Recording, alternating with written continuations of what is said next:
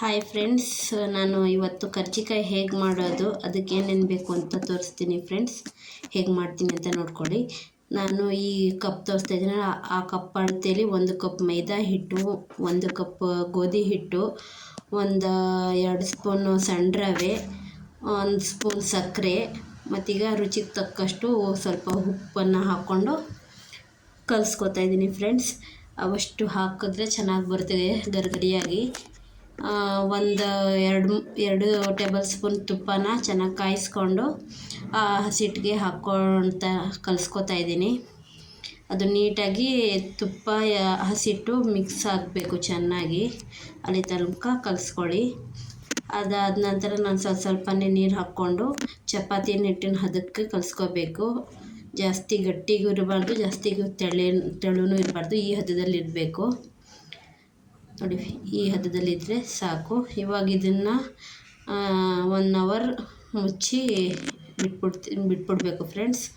ಅದಾದ ನಂತರ ಹೂರ್ಣಾಗೆ ಅದೇ ನಾನೇನು ತೋರಿಸಿದ್ನೋ ಆ ಕಪ್ ಅಳತೆಯಲ್ಲಿ 1.5 ಕಪ್ಪು ತೆಂಗಿನ ತುರಿ, ಮತ್ತು 1 ಕಪ್ಪು ಬೆಲ್ಲದ ಪೌಡರ್, 1 ಕಪ್ಪು ಹುರಿಗಡಲೆ, ಒಂದು ಏಲಕ್ಕಿ ಒಂದು ಸ್ವಲ್ಪ, ಮತ್ತೀಗ ಗೋಡಂಬಿ ನಿಮ್ಗೆ ಎಷ್ಟು ಬೇಕೋ ಅಷ್ಟು ಹಾಕ್ಕೋಬೋದು ಫ್ರೆಂಡ್ಸ್. ಯಾವ ಥರ ಡ್ರೈ ಫ್ರೂಟ್ಸ್ ಆದರೂ ಹಾಕ್ಕೋಬೋದು.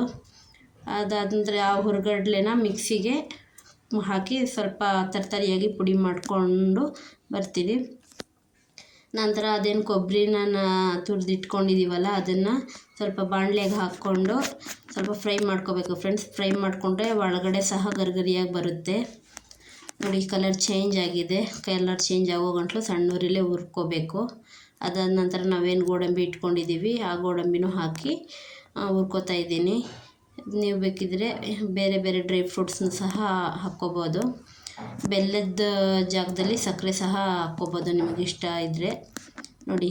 ಇವಾಗ ಇದಾಗಿದೆ. ಇವಾಗ ಇದನ್ನು ಒಂದು ಪಾತ್ರೆಗೆ ಸೇರಿಸ್ಕೊತಾ ಇದ್ದೀನಿ. ಅದಕ್ಕೆ ನಾವು ಮಿಕ್ಸಿಗೆ ಹಾಕ್ಕೊಂಡಿದ್ದು ಕಡಲೆ ಪೌಡರ್ನ ಹಾಕ್ಕೋತಾ ಇದ್ದೀನಿ ನೋಡಿ. ಈ ಥರ ಪುಡಿ ಮಾಡ್ಕೋಬೇಕು. ಅದಾದಮೇಲೆ ಬೆಲ್ಲದ ಪೌಡ್ರನ್ನೇ ತಗೊಂಡಿದ್ದೆ ಫ್ರೆಂಡ್ಸ್, ಅದನ್ನು ಹಾಕ್ಕೋತಾ ಇದ್ದೀನಿ. ಆಮೇಲೆ ಏಲಕ್ಕಿ ಪುಡಿ ಮಾಡಿ ಇಟ್ಕೊಂಡಿದ್ದೆ, ಅದನ್ನು ಹಾಕ್ಕೊತಾ ಇದ್ದೀನಿ. ಮಿಕ್ಸ್ ಮಾಡಿಕೊಂಡು, ಸಾರಿ ಫ್ರೆಂಡ್ಸ್, 2 ಇಂಗ್ರೀಡಿಯೆಂಟ್ಸ್ನ ತೋರ್ಸೋಕ್ಕಾಗಿಲ್ಲ. ಇದರಲ್ಲಿ ನಾನು 1 ಇಂಗ್ರೀಡಿಯೆಂಟ್ಸ್ ಹಾಕ್ಕೋತಾ ಇದ್ದೀನಿ. ಚೆನ್ನಾಗಿರುತ್ತೆ ಫ್ರೆಂಡ್ಸ್, ನೀವು ಬೇಕಾದರೆ ಟ್ರೈ ಮಾಡಿ. ಇದು 4 ಟೇಬಲ್ ಸ್ಪೂನು ಬಿಳಿ ಎಳ್ಳನ್ನ ಬಾಣಲೆಯಲ್ಲಿ ಫ್ರೈ ಮಾಡಿಕೊಂಡು ಅದು ಸಹ ಹಾಕ್ಕೋತಾ ಇದ್ದೀನಿ. ಇನ್ನೊಂದು ಇಂಗ್ರೀಡಿಯೆಂಟ್ಸ್ ಏನಂದರೆ, ನಾನು ಸಣ್ಣ ರವೆನ ಸಹ ಹುರಿದ್ಬಿಟ್ಟು ಹಾಕ್ಕೋತೀನಿ ಹೂರಣಕ್ಕೆ. ತುಂಬ ಚೆನ್ನಾಗಿ ಬರುತ್ತೆ, ನಮಗಂತೂ ತುಂಬ ಇಷ್ಟ ಆಗುತ್ತೆ ನೋಡಿ. ಇದು ಸಣ್ಣ ರವೆ, ಅದು ಸ್ವಲ್ಪ ಕಲರ್ ಚೇಂಜ್ ಆಗೋವರೆಗೂ ಚೆನ್ನಾಗಿ ಘಮ ಬರೋವರೆಗೂ ಸಣ್ಣ ಉರಿಲೇ ಹುರ್ಕೋಬೇಕು ನೋಡಿ. ಇದಾಗಿದೆ. ಇವಾಗ ಇದನ್ನು ಹಾಕಿ ಚೆನ್ನಾಗಿ ಕಲಿಸ್ಕೋಬೇಕು. ಎಲ್ಲನೂ ಹೊಂದ್ಕೋಬೇಕು, ಅಲ್ಲಿ ತನಕ ಕಲಿಸ್ಕೋಬೇಕು ನೋಡಿ. ಇವಾಗ 1 ಗಂಟೆ ಆಗಿದೆ.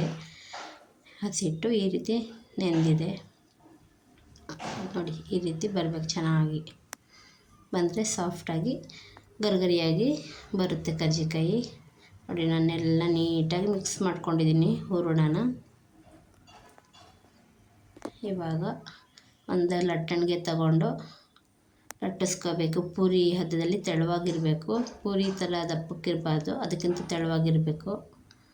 ಆ ರೀತಿ ಲಟ್ಟಿಸ್ಕೋಬೇಕು. ಸ್ವಲ್ಪ ಮೈದಾ ಹಿಟ್ಟನ್ನ ನಾನು ಲಟ್ಟಿಸ್ಕೊಳ್ಳೋದಕ್ಕೆ ಯೂಸ್ ಮಾಡ್ಕೋತಾ ಇದ್ದೀನಿ. ನೀಟಾಗಿ ತೆಳುವಾಗಿ ಲಟ್ಟಿಸ್ಕೊಂಡ್ರೆ ಚೆನ್ನಾಗಿ ಬರುತ್ತೆ ಫ್ರೆಂಡ್ಸ್ ನೋಡಿ.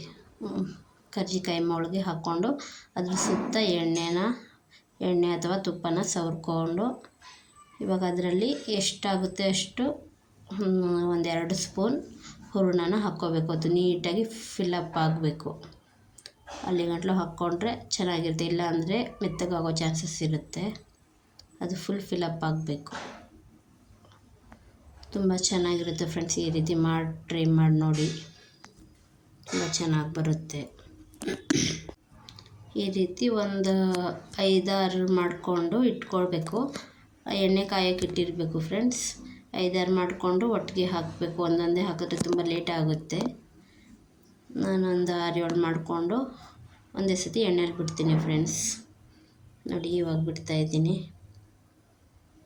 ಅದು ಒಂದು 2 ನಿಮಿಷ ಆಗಿದ ಕೂಡಲೇ ತಿರುಗಿಸ್ಬೇಕು ಫ್ರೆಂಡ್ಸ್, ಇಲ್ಲಾಂದರೆ ಒಂದೇ ಕಡೆ ಅದು ಕೂತ್ಕೊಂಡು ಬಿಡುತ್ತೆ. ಭಾರ ಯಾವ ಕಡೆ ಇರುತ್ತೆ ಆ ಕಡೆ ಎರಡೂ ಕಡೆ ತಿರುಗಿಸ್ತಾ ಇದ್ದರೆ ಕಲರು ತುಂಬ ಚೆನ್ನಾಗಿ ಬರುತ್ತೆ.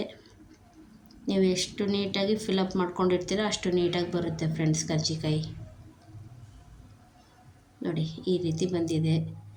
ನಾನು ದೀಪಾವಳಿ ಹಬ್ಬಕ್ಕೆ ಮಾಡಿರೋದ್ರಿಂದ ನಾವು ಟೇಸ್ಟ್ ಏನೋ ನೋಡಲ್ಲ ಫ್ರೆಂಡ್ಸ್, ಹಾಗೆ ಮಾಡ್ತೀವಿ. ಅದಕ್ಕೆ ನಿಮಗೆ ನೀಟಾಗಿ ಹೊಡೆದು ತೋರ್ಸೋಕ್ಕಾಗಲಿಲ್ಲ, ತಿನ್ನಬೇಕಂದ್ರೆ ತೋರಿಸ್ತೀನಿ.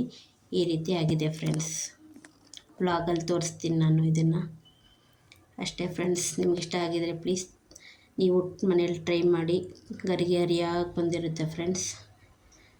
ಮತ್ತು ದೀಪಾವಳಿ ವ್ಲಾಗ್ ಹಾಕ್ತೀನಿ ಫ್ರೆಂಡ್ಸ್, ನೋಡಿ ಸಬ್ಸ್ಕ್ರೈಬ್ ಮಾಡಿ,